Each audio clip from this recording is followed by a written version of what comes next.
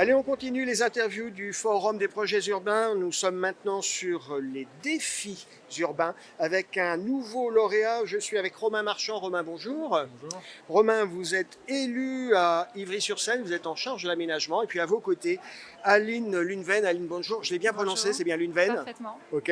Alors vous êtes chef de projet au Grand Paris. On est ensemble aujourd'hui, puisque je l'ai dit, vous êtes lauréat sur un défi urbain qui concerne un élément assez emblématique d'Ivry, c'est la tour Gagarine, la barre Gagarine, qui a été déconstruite, et ça a été un gros projet. On dit plutôt la cité Gagarine. La cité Gagarine. Voilà. Pourquoi c'était compliqué? Pourquoi c'était un gros projet? La cité Gagarine, elle est emblématique à Ivry parce que voilà, elle renvoie. D'abord, c'est un quartier populaire important de la ville qui a été inauguré par le cosmonaute lui-même. Ça a été un événement assez impressionnant à l'époque parce que beaucoup de familles ivriennes sont passées par cette cité et puis parce que décider de la déconstruire, c'est la première fois qu'on prenait une décision aussi importante. Ça a été construit dans les années 60. Il faut rappeler que quand même dans les années 50-60, aux portes de Paris, à Nanterre et aussi à Ivry, il y avait des bidonvilles. Il y avait de l'habitat qui nous semble aujourd'hui complètement surréaliste. Pas d'eau, pas d'électricité, pas de sanitaire. Et là, on avait une cité qui était à la de la modernité à l'époque. C'est vrai que ces logements, d'ailleurs, quand on interroge les habitants qui étaient là à l'origine, c'était un bond en avant en termes de modernité, de qualité de vie, qui était incroyable. Et c'est vrai qu'au fil des années... Les standards évoluent, la qualité de l'habitat se dégrade. Au bout de 40-50 ans, effectivement, c'est pas insensé de se dire on va faire autre chose. Et c'est là que vous intervenez, Aline Lunven, parce qu'on va déconstruire cette cité Gagarine. Et en même temps, il y a combien d'habitants? 385 familles. 385 familles, ça fait quoi? 2000 habitants à peu près? Entre 1000 et 2000 habitants, ouais. Voilà. On ne peut pas juste dire aux gens, à 2000 personnes, ben écoutez, allez, hop, vous allez déménager, il y a un moment, il faut accompagner, c'est ça, hein? Et c'est là que vous intervenez. Exactement, Grand Paris Aménagement ne pouvait pas déconstruire ce bâtiment sans permettre aux habitants de venir dire un dernier adieu à cette cité qui était... vraiment un quartier en lui-même, de 380 familles qui vivent à la même adresse, c'est pas anecdotique. Il y avait une vraie solidarité, un vrai engouement autour de cette cité. Donc on a proposé à des artistes de venir en résidence, créer, dire adieu, faire un dernier hommage à la cité. Des artistes, c'est quoi? C'est il y avait des plasticiens, cinéastes, des graffeurs, des chorégraphes qui sont venus installer dans chacun un appartement différent leur vision de ce qu'a été Gagarine et de ce que pourrait devenir Gagarine. Chacun est venu avec son propre imaginaire. Et les habitants c'était quoi? C'était porte ouverte, les habitants ont participé? Il y a eu à peu près 3 mois de production artistique.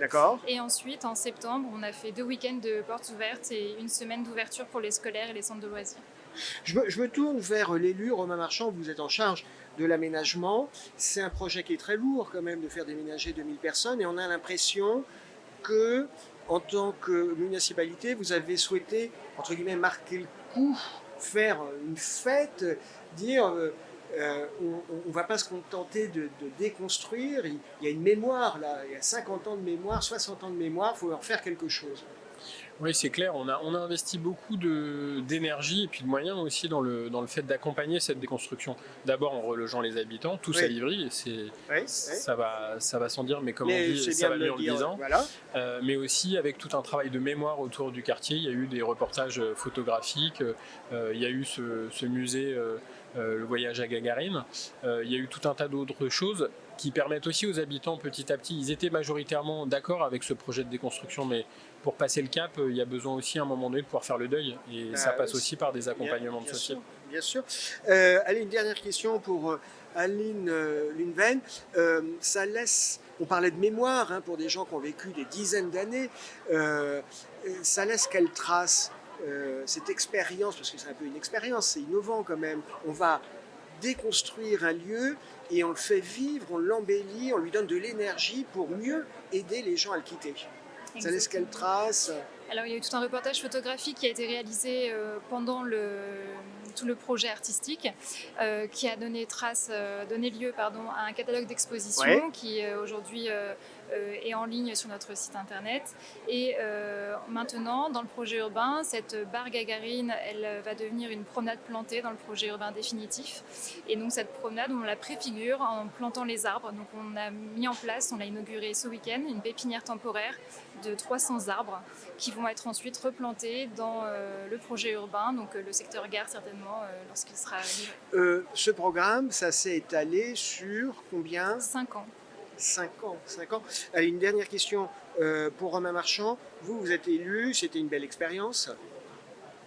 C'est une magnifique expérience. C'est une belle expérience. En plus, j'ai la particularité d'être en charge de l'aménagement de la ville, mais j'ai habité 15 ans la cité Gagarine, Donc quasiment jusqu'à sa déconstruction. Donc j'ai été aussi personnellement impliqué dans le projet.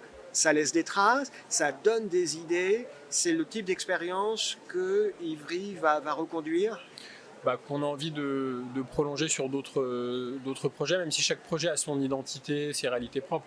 On ne refera pas ce qu'on a fait à Gagarine partout ailleurs, mais l'idée que la culture accompagne les projets urbains, c'est une idée qu'on a depuis longtemps à Ivry, qui est une ville de culture depuis très longtemps. On a des politiques culturelles très fortes. Donc oui, ça nous donne des idées. Et ce qu'on a fait là sur Gagarine, on ne l'avait jamais fait ailleurs. Donc on se dit, on va essayer de continuer à inventer ailleurs. En tous les cas, c'est une très belle expérience. C'est ce qui vous vaut aujourd'hui d'être lauréat des défis urbains. Je peux profiter d'être encore Romain, je vous en prie. Pour faire une petite page de publicité. Allez, parce qu'on parle de Gagarine, c'est pas déconnecté du tout. Il y a un film qui a été tourné à Gagarine par 2 jeunes réalisateurs qui a été primé à la sélection officielle du Festival de Cannes l'année dernière. C'est un film qui s'appelle Gagarine et qui sort en salle ce mercredi. Il a été tourné dans la cité juste avant sa déconstruction. Et d'ailleurs, dans le musée Voyage à Gagarine, les décors du film étaient visitables et donc ils ont été visités par les gens qui ont eu la chance de pouvoir entrer. Et donc c'est pour vous inviter et puis inviter tous ceux qui nous écoutent à aller voir le film. Il sort mercredi en salle. Gagarine de Fanny Liattard et Jérémy Twill. Merci. Merci Romain Marchand d'avoir été avec nous. Merci Aline Lunven. Et encore félicitations. Merci à vous.